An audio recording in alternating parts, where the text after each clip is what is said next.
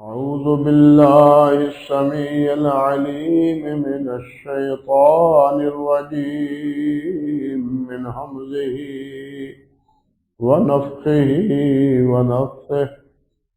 بسم الله الرحمن الرحيم. الله خالق كل شيء وهو على كل شيء وكيل. له مقاليد السماوات والأرض والذين كفروا بآيات الله أولئك هم الخاسرون. سبحان ربك رب العزة عما يصفون وسلام على المرسلين والحمد لله رب العالمين.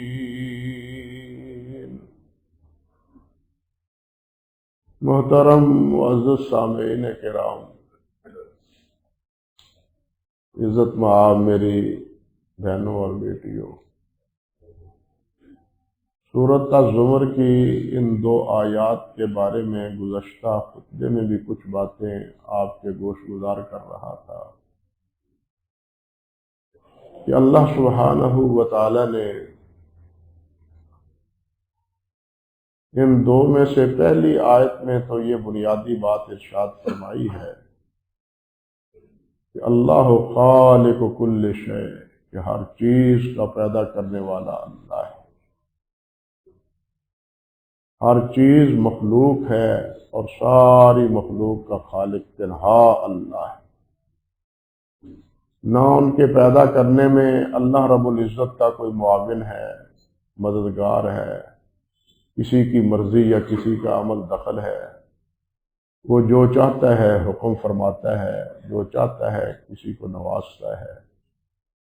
ہر چیز کا خالق، ہر چیز کو بنانے والا وہی۔ اور دوسری بات، جب خالق وہ ہے تو ہر چیز کا نگران بھی وہی۔ جو خالق ہے نگران بھی وہی، اس کو پتہ ہے کہ میری مخلوق کہاں کہاں ہے، میں نے اپنی مخلوق کہاں کہاں بسا رکھی۔ اللہ اکبر کبیرہ۔ ایک جگہ اللہ رب العزت ارشاد فرماتے ہیں سورۃ الانعام میں، اپنی یکتائی اور اپنی وحدانیت کا تذکرہ کرتے ہوئے، اور اللہ کی تخلیق جو اللہ کی قدرت پر دلالت کرتی ہے اس کو بیان کرنے کے بعد اللہ فرماتے ہیں ذالکم اللہ ربکم، یہ ہے تمہارا رب، تم کہاں سر مار رہے ہو؟ جس نے آسمان بنائے، جس نے زمین بنائے، جس میں زمین میں ہر چیز پیدا کی، جس میں آسمان میں ہر قسم کی اپنی قدرت کی نشانیاں لوگوں کے لیے بکھیری، یہ سورج ہے، یہ چاند ہے، اور یہ ان گنت سیارے ہیں جنہیں آج تک کوئی مائی کا لال شمار بھی نہیں کر سکتا۔ یہ چند ماہ ہوئے ہیں ناسا نے آسمان کی تصویر دی تھی، اور اسے دیکھ کے عقل دنگ رہ جاتی ہے کہ ہمیں تو آسمان پر چند قمقمے ہی نظر آتے ہیں، لیکن آسمان پر ایک چپا کے برابر بھی جگہ خالی نہیں ہے جہاں آسمان ان ستاروں کی زینت نہیں بنا ہوا، اور ہمیں یہ قریب قریب نظر آتے ہیں، یہ کتنے ایک دوسرے سے دور ہیں ان کا اللہ ہی جانتا ہے۔ جس طرح سورج اور چاند ہے اور ان میں ایک دوری ہے، پھر سورج اور سورج کے علاوہ باقی جو سیارگان ہیں جن کو 7 سیارہ کہتے ہیں، ان کے مابین جو دوری ہے، ہمیں تو دور سے یکساں اوپر ہی نظر آتے ہیں، لیکن ان کے مابین فاصلے، ان کی رفتار، ان کا آنا اور جانا، یہ جو جب سے بنایا ہے اللہ رب العزت نے، ان کا یہ آنا جانا لگا ہوا ہے. للشمس ينبغي لها ان تدرك القمر ولا الليل سابق النهار وكل في فلك يسبحون. نہ سورج چاند سے بڑھ سکتا ہے، نہ چاند پیچھے رہ سکتا ہے. اللہ کے حکم سے ایک مقررہ رفتار کے مطابق چل رہے ہیں. یہ ایک ذرہ برابر بھی تقدیم اور تاخیر، اوپر اور نیچے نہیں ہوتے. اللہ کو پتہ ہے، اللہ نے جس نے بنایا ہے. فرمایا یہ ہے تمہارا رب، ذالکم اللہ ربکم لا الہ الا ہو، اللہ کے علاوہ کوئی معبود نہیں ہے. جو تمہارا رب ہے وہی تمہارا معبود ہے. جو رب نہیں ہے، خالق نہیں ہے، اس کو معبود بننے کا کوئی حق نہیں ہے. آپ پہلا پارہ پڑھتے ہیں، اللہ اکبر. پہلے پارے ہی میں پہلے تو اللہ ذوالجلال نے 3 قسم کے افراد کا تذکرہ فرمایا ہے. پہلے مومنوں کا اور ان کے اوصاف، پھر کافر اور ان کے اوصاف، پھر منافق اور ان کے اوصاف. یہ تینوں کیٹیگری، تینوں درجے بیان کرنے کے بعد پھر اللہ فرماتے ہیں یا ایھا الناس اعبدوا ربکم، لوگوں جو تمہارا رب ہے اس کی عبادت کرو، جو تمہارا مالک اور خالق ہے اس کی عبادت کرو. جو خالق نہیں ہے، مالک نہیں ہے، کسی چیز کا مختار نہیں ہے، اس کو رب معبود بنانے کا کوئی حق نہیں. آپ دیکھیں اپنے انداز میں تو سب کچھ کہتے ہیں، میرا میرا، فلاں کا. بھائی جو چیز ہاتھ سے نکل جائے وہ میری نہیں ہوتی. بات سمجھے، وہ میری نہیں ہوتی، وہ جو لے جاتا ہے اس کی ہوتی ہے. میری وہ ہے جو میرے ہاتھ میں رہے، اور میرے پاس جو ہے اس وقت ہے جب تک اللہ چاہتا ہے، اور جب اللہ نہ چاہے تو وہی میری بربادی کا باعث بن جاتی ہے. اس لیے ذالکم اللہ ربکم لا الہ الا ہو خالق کل شیء فاعبدوہ، بس اسی کی عبادت کرو. وَهُوَ عَلَى كُلِّ شَيْءٍ وَكِيلٌ، اور وہی ہر چیز پر نگران. ہر چیز اس کی نگرانی میں ہے، اس کی نگاہوں میں ہے کہ کون کہاں ہے. جس طرح اللہ نے فرمایا نا وَمَا مِن دَابَّةٍ فِي الْأَرْضِ إِلَّا عَلَى اللَّهِ رِزْقُهَا وَيَعْلَمُ مُسْتَقَرَّهَا وَمُسْتَوْدَعَهَا. اللہ کو پتہ ہے کہ اس کا ہمیشہ کا ٹھکانہ، مستقر ٹھکانہ کہاں ہے. اور یہ تو دنیا کا ٹھکانہ ہے، بلکہ مستودعہ جہاں زمین میں سونپا جانا ہے اللہ کو اس کا بھی پتہ ہے. اللہ اکبر کبیرہ. زمین پہ چلنے کا، زمین کی ظاہری سطح پر یا زمین کے اندرون جو کیڑے مکوڑے، جو مچھلیاں بس رہی ہیں، چر رہی ہیں، پھر رہی ہیں، سب اللہ سبحانہ و تعالیٰ کی نگاہ میں ہیں. اور ساری مخلوق کا رب وہی ہے. وَمَا مِن دَابَّةٍ فِي الْأَرْضِ إِلَّا عَلَى اللَّهِ رِزْقُهَا، مگر اس کا رزق اللہ ذوالجلال کے ذمے ہے. اور اللہ فرماتے ہیں کہ میں جانتا ہوں کہ یہ زمین میں کہاں رہتا ہے، یہ ٹھکانہ کہاں ہے، یہاں کتنی دیر رہے گا، سفر پہ جائے گا تو کتنے دن رہے گا. یہ سب مجھے معلوم ہے. اور یہ دنیا میں رہنا ہی تمہارا معلوم نہیں ہے، بلکہ جب زمین پر جاؤ گے نیچے مجھے وہ بھی پتہ ہے کہ کہاں دفن ہوگے تم. اس لیے تمہاری کوئی چیز مجھ سے پوشیدہ نہیں ہے، ہر چیز کو میری نگرانی میں. علماء نے بتلایا ہے کہ وکالت ایک عامہ ہے، ایک خاصہ ہے. عامہ وکالت تو وہ ہے جو ہر چیز کو محیط، ہر چیز کو، حجر و شجر کو، انسان ہی نہیں، جن و انس ہی نہیں، بلکہ پوری ان مخلوقات، اس تمام کو اللہ سبحانہ و تعالیٰ کی وکالت حاصل، اللہ کی نگرانی حاصل. ہر چیز اللہ کی نگاہ میں، کوئی چیز اللہ رب العزت کی نگاہ سے خارج نہیں ہے، اس کی مخلوق ہے اور اس نے ہر چیز کو بسا رکھا ہے.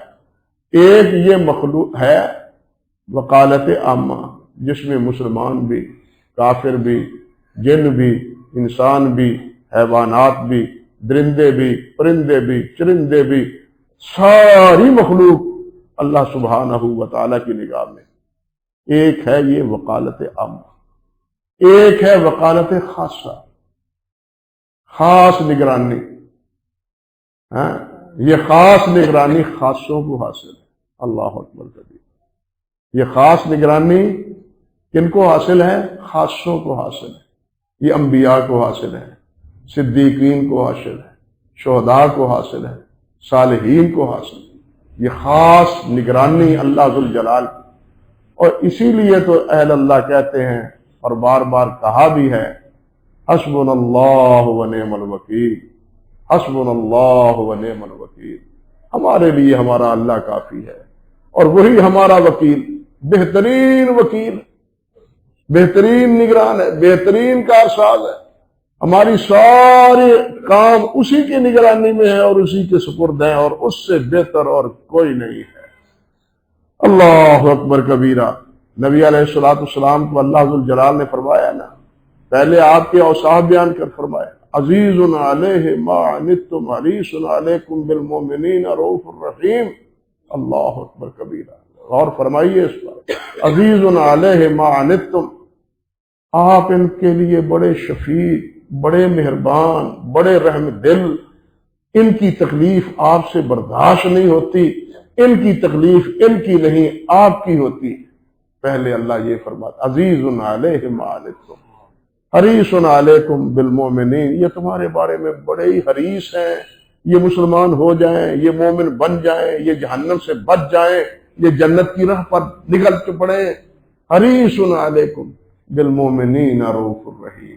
اور مومنوں کے ساتھ تو بڑا ہی شفقت، بڑی ہی شفقت اور بڑی ہی رحمت ہے آپ کی. یہ سارے وصف بیان کرنے کے بعد پھر فرماتے ہیں فَإِن تَوَلَّوْا، ان کو سنا دو، جاؤ جاتے ہو تو جاؤ. ایک طرف میری شفقت، میری مہربانی، میری رافت، میری رحمت، اور دوسری طرف تو تمہاری بے التفاتی. جاؤ پھر. فَإِن تَوَلَّوْا، یہ منہ موڑ لے، اس کے باوجود ہی منہ موڑ لے تو میرے نبی فقل حسبی اللہ، تمہاری کوئی پرواہ نہیں، میرا اللہ کافی ہے. اللہ اکبر. تمہاری کوئی ضرورت نہیں مجھے میرا اللہ میری ضرورتیں پوری کرنے والا ہے. وَهُوَ رب العرش العظیم، جو رب عرش عظیم کا مالک ہے، اتنے بڑے عرش کا کہ یہ زمین، ساری زمین، ساتوں زمینیں، ساتوں آسمان، ان کے اوپر اللہ نے ایک چھت بچھائی ہوئی ہے، جس کی علماء نے لکھا ہے کہ سب سے بڑی وسیع مخلوق عرش ہے. رب عرش عظیم کا سب سے بڑی مخلوق وہ کیا ہے؟ عرش ہے. باقی سب مخلوق چھوٹی ہے. سائنسدان کہتے ہیں زمین اتنی ہے، سورج اتنا ہے، چاند اتنے ہیں، وہ زحل اتنا ہے، مشتری اتنے. سائنسدان کہتے ہیں اپنے اندازوں، یہ ان کے اندازے ہیں. لیکن عرش یہ تو ان سب کے اوپر چھت کی طرح. اور یہ نہیں بات سمجھے کہ عرش سے مراد اس کی سلطنت ہے، نہیں، ایک مادی چیز ہے، وجود ہے جس کے پائے ہیں، باقاعدہ پائے ہیں، اور ان کے پاؤں کو فرشتے تھامے ہوئے ہیں. اللہ اکبر. اور سب سے بڑی مخلوق ان تولوا فقل حسبی اللہ لا الہ الا هو وهو ذو العرش المجید. وہی عرش مجید کا مالک ہے، میرے لیے وہی اللہ کافی ہے. جس طرح دوسرے مقام پہ اللہ نے فرمایا نا، رب المشرق والمغرب، رب المشرق والمغرب لا الہ الا هو فاتخذہ وکیلا. وہ لوگوں کہاں سر مار رہے ہو؟ اللہ اکبر کا. کہاں جا رہے ہو؟ کدھر بھٹک رہے ہو؟ کس طرف تمہاری توجہ ہے؟ سن لو، رب المشرق والمغرب لا الہ الا ہو. فرمایا وہ رب ہے مشرق اور مغرب کا، مشرق و مغرب اس کے کنٹرول میں ہے. تم کس کی طرف جاتے ہو؟ کسی کے کنٹرول میں کچھ ہے؟ اور اس کا اپنا وجود اس کے کنٹرول میں نہیں ہے. اس کے اپنے وجود کے مفادات اس کے کنٹرول میں نہیں ہے. کوئی چاہتا ہے بیمار ہونا، کوئی چاہتا ہے مرنا، لیکن جب وہ چاہتا ہے بیمار بھی ہوتا ہے، جب چاہتا ہے مر بھی جاتا ہے. ہے ہمارے کنٹرول میں کچھ؟ جن کے ذہن میں ہم دیتے، جن کے بارے میں ذہن رکھتے ہیں، بڑے مالک ہیں جی، بڑی ہستی والے ہیں جی، بڑی ہستی ہے جی، بڑی ہستی. وہ کیا بڑی ہستی ہے؟ وہ ہستی اتنی بڑی کمزور ہے کہ وہ اپنے نفع نقصان کی بھی مالک نہیں ہے. جس کو کہتے ہیں کہ بڑی ہستی ہے، وہ اتنی بڑی ہستی کیا ہے؟ اتنی کمزور ہستی ہے کہ وہ اپنے مالک نفع نقصان کی مالک نہیں ہے. اللہ بخار دے اس کو ختم نہیں کر سکتے، بیماری دے اس سے ہل نہیں سکتے، اللہ تعالیٰ اسے موت کے منہ میں دے تو اس سے بچ نہیں سکتے. اس لیے یہ ہستی نہیں ہے. ہستی کیا ہے؟ وہ ہے جو رب العرش، جو ہے رب السماوات والارض ہے، جو زمین و آسمانوں کا مالک ہے. ہر چیز اس کی ملکیت میں ہے. لا الہ الا ہو، اس کے علاوہ کوئی بھی معبود نہیں. اس لیے فاتخذہ وکیلا، فاتخذہ وکیلا، اسی کو اپنا نگران سمجھو، اسی کو کارساز سمجھو، اسی کو مددگار سمجھو، اسی کو معاون سمجھو جو ہر چیز کا مالک ہے. اور جن کے بارے میں تمہیں بھول ہے وہ تو کسی چیز کے مالک بھی نہیں. لا یملکون من قطمیر، اللہ فرماتے ہیں لا یملکون من قطمیر. اور جن کو تم سمجھتے ہو وہ تو قطمیر کے مالک نہیں ہے. قطمیر کئی دفعہ بتلایا ہے، کھجور کے اوپر باریک سا چھلکا، باریک سا چھلکا جو پھونک ہلکی سی اس کو بھی برداشت نہیں کر پاتا، اڑ جاتا ہے. فرمایا وہ اس کے بھی مالک نہیں ہے. تمہارے کیسے نفع نقصان کے مالک ہو سکتے ہیں؟ نہ وہ اپنے نفع نقصان کے مالک ہیں، نہ کسی اور کے نفع نقصان کے مالک ہیں. یہ اختیارات سارے کس کے لیے ہیں؟ رب المشرق والمغرب، جو مشرق اور مغرب کا رب ہے اس کے اختیار میں. اللہ اکبر کبیرہ. اور فرمایا لہذا اسی کو اپنا وکیل بناؤ، اسی کو اپنا کارساز، اسی کو اپنا نگران سمجھو. اور اس نگرانی میں یہ سبق یہ بھی ہے، جب یہ سمجھیں کہ ہم کسی کی نگرانی میں ہیں، اور بھائیو جب یہ یقین ہو جائے، ایمان نہیں یقین ہو جائے، حق الیقین ہو جائے کہ ہم اللہ کی نگرانی میں ہیں. پولیس نگرانی کر رہی ہو، کوئی نگران نگرانی کر رہا ہو، تو جو جس کی نگرانی میں ہوتا ہے مجال ہے اس کی مرضی کے خلاف اقدام کرے. کرتا ہے کوئی؟ اس کی مرضی جس کی نگرانی میں ہوتا ہے وہ اس کی نگرانی اور اس کے مقصد اور مالک کی مخالفت کے کر کے کیا وہ کوئی حرکت کر سکتا ہے؟ ادھر ادھر جا سکتا ہے؟ ادھر ادھر جھانکنا بھی اس کے لیے مشکل ہو جاتا ہے. لیکن ہمیں سامنا چاہیے کہ ہمارا بھی ایک نگران ہے، ہمارا نہیں بلکہ ساری کائنات کا نگران ہے. ہم اس کی نگرانی میں ہیں. اللہ اکبر، ہم اس کی نگرانی میں ہیں. اگر ہم یہ سمجھ لیں کہ ہم اس کی نگرانی میں ہیں، بھائیوں پھر نافرمانی نہ ہو، حکم کی مخالفت نہ ہو، پھر منمانی نہ ہو، پھر آزادیاں نہ ہو. جو آج آزادیوں میں آج پھنسے ہوئے ہیں، مادر پدر آزاد، مادر پدر آزاد.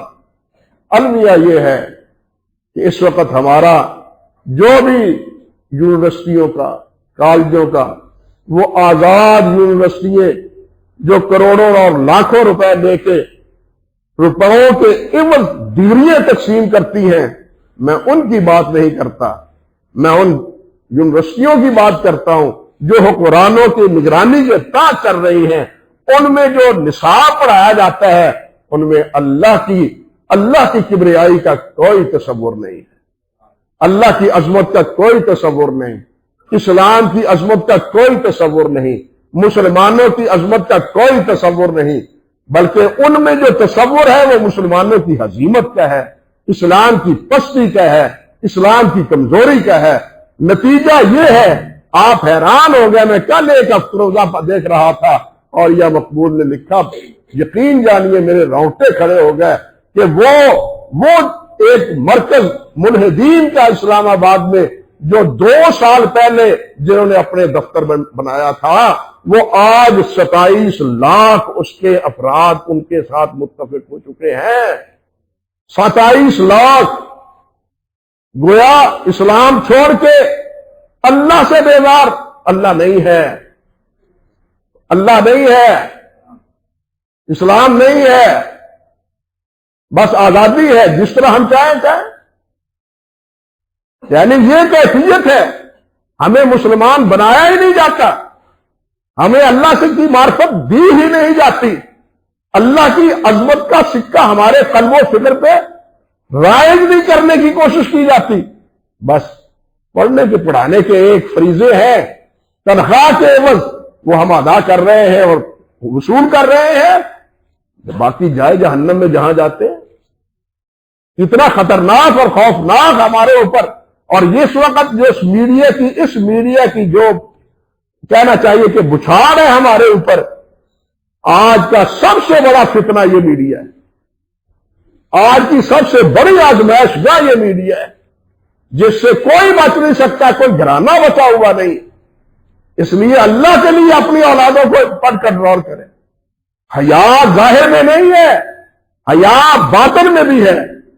حیا سامنے نہیں ہے، حیا اکیلے اور تنہائی میں بھی. تنہائیوں میں ہماری اولاد اسی میڈیا پر کیا دیکھتی ہے، کیا سنتی ہے، والدین کو پتہ ہے؟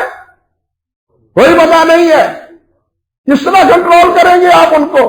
ان کے ایمان کو کس طرح محفوظ رکھیں گے؟ کس طرح خوفناک رہا ہے جو اس وقت ہم جس سے دو چار. اللہ ہی ہمیں بچائے اور ہماری اولادوں کو بچائے.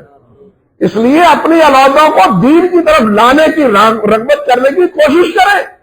ان کو مساجد سے وابستہ کریں، ان کو نماز سے، اللہ اور اللہ کے رسول سے وابستہ کریں. آپ کا فریضہ صرف کالج اور اسکول میں بھیجنے کا نہیں ہے، ان کی نگرانی کا بھی. آپ ان کے رائی ہیں، آپ کو ان کی نگرانی کرنی چاہیے. ہماری اولاد کرتی کیا ہے، نماز پڑھتی ہے یا نہیں پڑھتی، مسجد میں جاتی ہے یا نہیں جاتی، دین کا ان کے بارے میں شعور کتنا ہے، اللہ کے بارے میں ان کا یقین کس طرح پختہ ہے. جب تک یہ آپ نہیں کریں گے، آپ کی مستقبل میں اولادیں آپ کے دین پر نہیں رہیں گی. خوفناک صورتحال یہی ہے. اور یہ دشمن نے اس چیز کو بنایا اسی طرح، اسٹیپ بائی اسٹیپ، باری با باری ہم سے ہمارا اسلام چھیننے کے لیے، دین چھیننے کے لیے، عقیدہ چھیننے کے لیے یہ ساری چیزیں ہمارے لیے بنا رکھی ہیں لوگوں نے. انا للہ و انا الیہ راجعون. اس لیے وکیل کا یہ لفظ ہمارے لیے ایک چونکا دینے والا، ہلا دینے والا، لرزہ طاری کر دینے والا ہے کہ ہم اللہ کی نگرانی میں ہیں. ہم کہاں ہیں؟ اللہ کی نگرانی میں ہیں. یہ کام کریں گے اللہ دیکھ رہا ہے، یہ کام کریں گے اللہ دیکھ رہا ہے. اور نماز کے بارے میں کہا ہے انتعبد اللہ کأنک تراہ فإن لم تکن تراہ فإنہ یراک. اس طرح عبادت کرو جس طرح گویا تم اللہ کو دیکھ رہے ہو. اگر یہ نہیں تو یہ سمجھو کہ اللہ تو تمہیں دیکھ رہا ہے. فإنہ یراک، وہ تمہیں دیکھ رہا ہے. اس میں دو پہلو ہیں، ایک ہے اشتیاق کا، ایک ہے محبت کا، ایک ہے خوف کا، ایک ہے ڈر کا. کامنا کا طرح یہ اشتیاق کا ہے، اور فإنہ یراک یہ خوف کا ہے. اللہ تو دیکھ رہا ہے. اس لیے اس چیز کو مستحکم کریں اور ہمیں اللہ ذو الجلال یہ تصور ہمارے قلب و فکر میں راسخ کرے. یہ حیا یہ ظاہری نہیں، لوگوں کے سامنے نہیں، مجلسوں میں نہیں، بازاروں میں نہیں، تنہائیوں میں. اور آخر کیا وجہ ہے کہ اللہ ذو الجلال کے پیارے پیغمبر صلی اللہ علیہ وسلم نے فرمایا ہے الحیا شعبۃ من الایمان، کہ یہ حیا بھی ایمان کا حصہ ہے. ایمان، حیا عمل نہیں، ایمان کا حصہ ہے. جب تک یہ حصہ ایمان، اس کو ایمان سمجھ کے قبول نہیں کریں گے اور اس کو اپنی نجی زندگی میں، تنہائی کی زندگی میں، اکیلے کی زندگی میں اس کو آپ محسوس نہیں کریں گے، آپ گناہوں سے نہیں بچ سکتے، نافرمانیوں سے نہیں روک سکتے، نافرمانیوں سے نہیں روک سکتے. اللہ ہمارے دلوں میں یہ تصور ناقص کرے.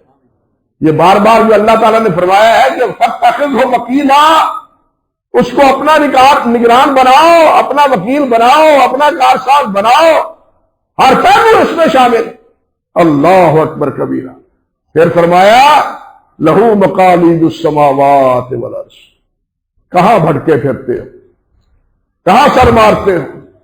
لہو مقالید السماوات والارض، آسمانوں کی اور زمینوں کی تمام خزانے تو اس کے پاس، کسی کے پاس نہیں۔ آسمانوں اور زمینوں کے تمام خزانے کس کے پاس ہیں؟ وہ زمین میں جب چاہتا ہے خزانہ بنا دیتا ہے، زمین میں جہاں چاہتا ہے جب چاہتا ہے خزانہ بنا دیتا ہے۔ اس کے بعد خزانے بنا کے رکھنے کی ضرورت نہیں ہے، ہماری طرح کہ کام آئیں گے مشکل میں۔ ہم پیسے سنبھال کے رکھتے ہیں نا، مشکل وقت میں، ضرورت کے وقت کام آئیں گے۔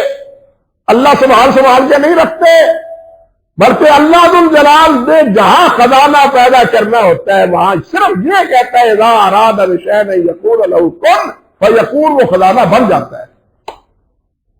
وہ سنبھال کے صندوق میں رکھنے کا تصور نہیں ہے۔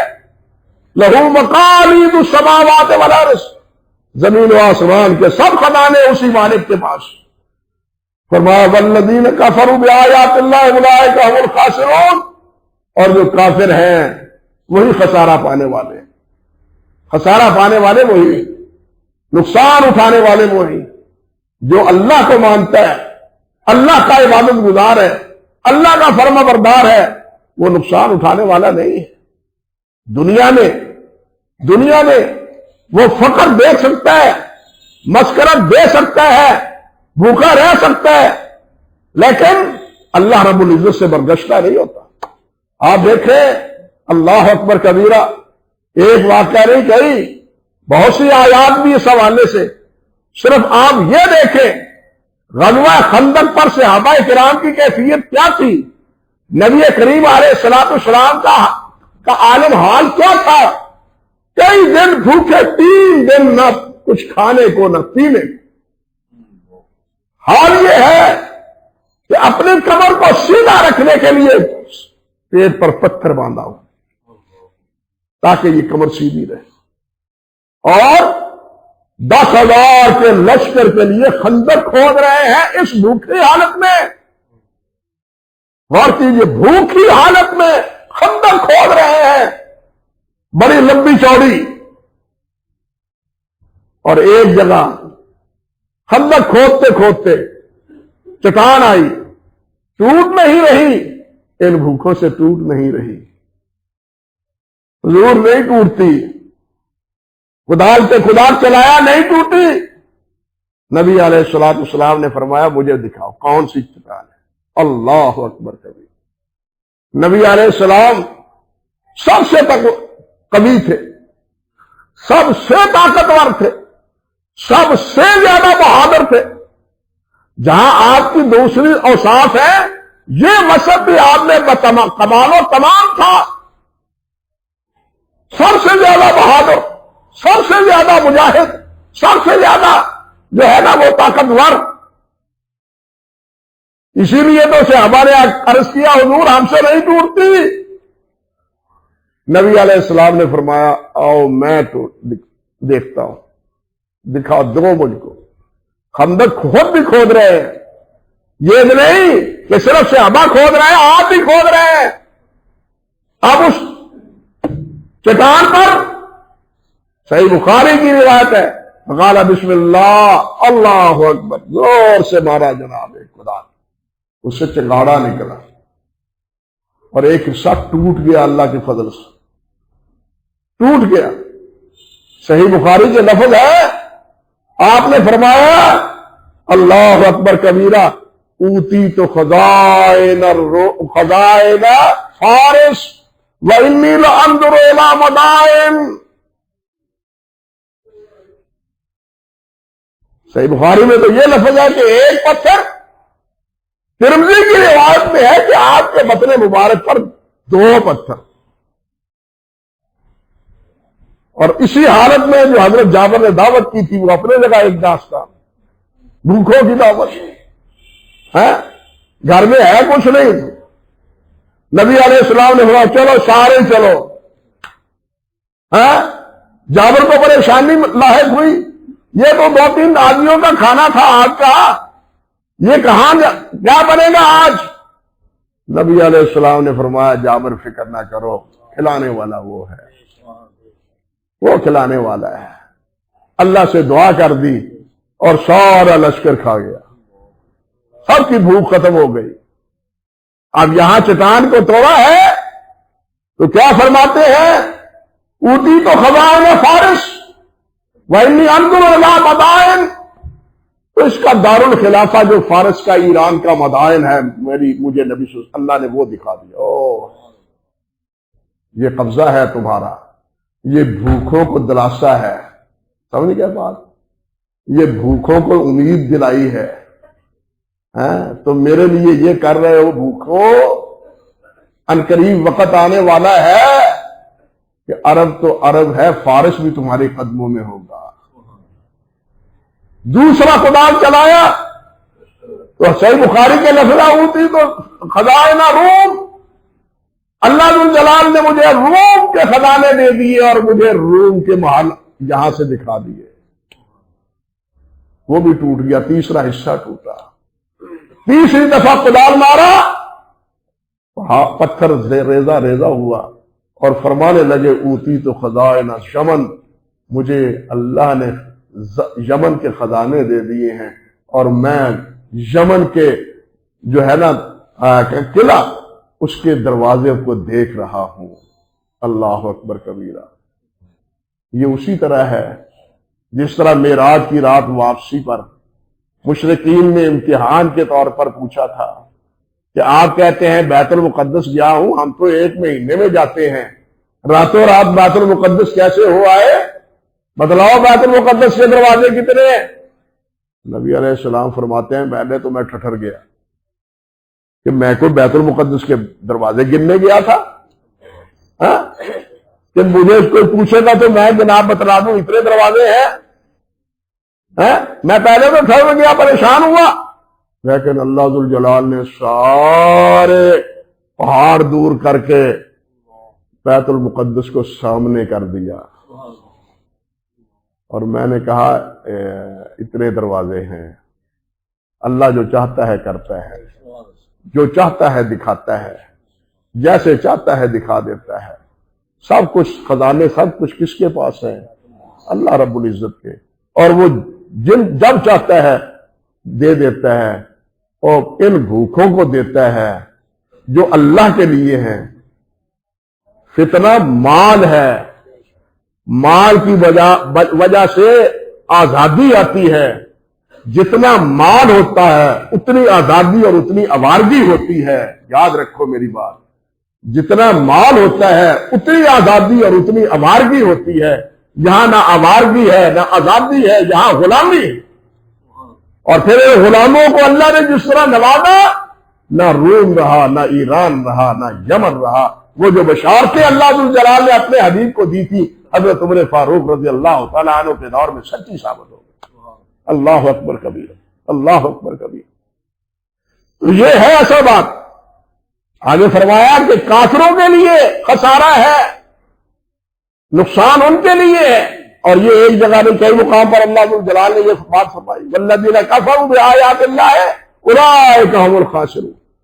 کہیں فرمایا والعصر ان الانسان لفی خسر الا الذین آمنوا وعملوا الصالحات وتواصوا بالحق وتواصوا بالصبر۔ انسان خسارے میں، کافر تو ہے ہی ہے، مجموعی طور پر انسان سارے خسارے میں ہے، وہ کافر ہو یا مسلمان ہو، سمجھ لیا، کافر تو ہے ہی ہے۔ قل هل ننبئکم بالاخسرین اعمالا الذین ضل سعیهم فی الحیاۃ الدنیا وهم یحسبون انهم یحسنون صنعا۔ اور میں تمہیں بتاؤں سب سے گھاٹا پانے والا، نقصان پانے والا کون ہے؟ وہ ہے جس کی ساری تگوداؤ، ساری محنت، ساری کوشش یہ دنیا کمانے کے لیے، آخرت کے لیے کچھ نہیں۔ ہمیں سوچنا چاہیے، اور 60 سال کی زندگی کے لیے کتنی تگوداؤ کرتے ہیں، جہاں ہمیشہ رہنا ہے اس زندگی کے لیے کتنی محنت کر رہے ہیں۔ 60 سال کی زندگی، 70 سال کی زندگی کے لیے ہماری تگوداؤ کیا ہے، ہماری محنت کیا ہے، بھاگ دوڑ کیا ہے، خون پسینہ کیے ہوئے ہیں۔ آخرت کے لیے کیا ہے؟ اس کے لیے تو ایک آنسو بھی نہیں ہے۔ یہاں خون پسینہ ایک ہے، آخرت کے لیے ایک آنسو بھی نہیں ہے۔ بتلائیے قل هل ننبئکم بالاخسرین اعمالا الذین ضل سعیہم فی الحیات الدنیا، یہ ہمارے اوپر فٹ ہوتی ہے یا نہیں ہوتی؟ کافروں کے لیے یہ کیا ہے؟ ہمارے لیے نہیں کہ ہم وہی کام کریں جو کافر کہے، مگر مومنوں پہ کشادہ ہے راہ پرستش کرے جو شوق کی جس پہ چاہے، وہ جو چاہے وہ کرے تو وہ کافر، ہم کریں تو ہم مومن۔ انا للہ و انا الیہ راجعون۔ ایک ہی راستہ ہے، ان الذین آمنوا وعملوا الصالحات وتواصوا بالحق وتواصوا بالصبر۔ ایک ہی راستہ ہے، ایمان لے آؤ، مومن بن جاؤ، فرمانبردار بن جاؤ، حکمدار۔ اور یہ اکیلا نہیں، ہم لا الہ پڑھتے ہیں، یہ لا الہ الا اللہ محمد رسول اللہ پڑھتے ہیں۔ وہ پڑھنے والوں سوچو تو صحیح، آخر اللہ نے یہ کیوں فرمایا ہے یا ایھا الذین آمنوا آمنوا باللہ ورسولہ، ایمان والوں تم اللہ اور اللہ کے رسول پر ایمان لاؤ۔ ایمان ہمارا نہیں ہے، پھر اللہ ہمیں کیوں کہہ رہا ہے کہ یا ایھا الذین آمنوا آمنوا باللہ ورسولہ، اللہ اور اللہ پر ایمان لاؤ؟ پتہ چلتا ہے کہ اللہ اور اللہ کے رسول پر پختہ ایمان نہیں ہے، تشکیک کا شکار ہے، شبہات کا شکار ہے، توہمات کا شکار ہے۔ اللہ پر ایمان، اللہ پر یقین، اللہ پر اعتماد، اللہ پر بھروسہ، اللہ کے ساتھ رجوع، اللہ کے ساتھ جوڑ۔ ہمارا اللہ سے جوڑ تو ہے نہیں، ہمارا جوڑ تو شیطان سے، ہمارا جوڑ تو دنیا سے، ہمارا جوڑ تو مال سے، اللہ سے جوڑ تو ہمارا جڑا ہی نہیں ہے۔ الا الذین آمنوا وعملوا الصالحات، عمل نیکی ہے، صرف ایمان کا دعویٰ نہیں،